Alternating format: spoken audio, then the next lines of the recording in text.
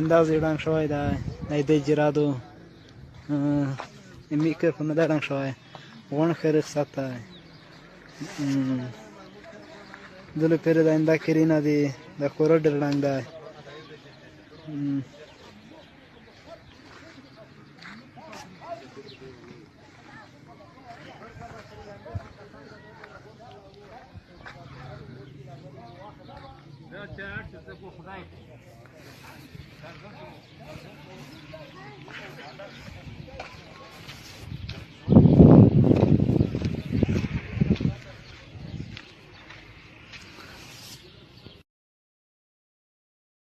دا د افغانستان اسلامي امارت د پکتیکا ولایت د ګلګیان ولسوالۍ کې کوم مشکل جوړ شوی و